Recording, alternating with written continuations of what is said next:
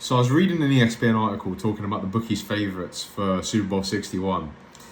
Now, what I found really surprising was the fact that the Denver Broncos were 13th on that list. Now, maybe it's a faded take from me, but I'm not going to lie. I think the Denver Broncos are in top 5, maybe top 3 for me in that discussion for Super Bowl 61 favourites. Like, they are elite on both sides of the ball. I'll start with that defense. I mean, you've got guys like Nick Bonito, Jonathan Cooper, Zach Allen, Pat Satan, Alex Singleton, Talanoa Funga. They have studs at every single level of that defense, and I think you have to acknowledge that. They are going to set the tone. And then what I've really found is, with looking at the Eagles, looking at the Seahawks, last 2 winners of the Super Bowl, is they dominate the trenches. And I think the Broncos are going to do exactly that. You look at the offensive line. I've just named a couple elite guys on that defensive line. You look at the offensive line, Garrett Bowles, Quinn Miners, Luke Wattenberg. These are guys, Mike McGlinchey. They rated exceptionally high last season.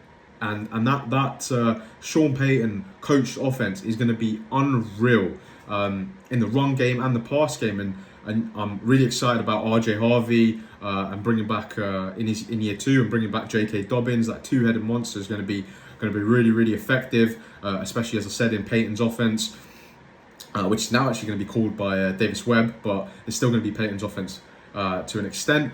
And I just love, I wasn't so high on the draft class, but adding Jalen Waddle, who, as a Jets fan, I hate to admit this, I would have hated to admit this, but I can't admit it now, is he's a legitimate wide receiver 1 in this league. You pair him up with Courtland Sutton, that is serious firepower for Bo Nix to work with. And J.K. Dobbins and R.J. Harvey have proven that they can catch passes out of the backfield in the past. So I'm really excited about where this team is going to, where it's going to go. And they will play complementary football. Now, I think the schedule is a bit shaky. It's very, very tough for the Broncos. And I'm a little bit concerned about what's going on with Bo Nix and his injury after getting injured in that AFC Championship game. But, I mean, you just have to look that they've upgraded for me, and they were already, like, had he not got injured in that game, I think they get to the Super Bowl. And I think they probably give the Seahawks a better run for their money than the Patriots did.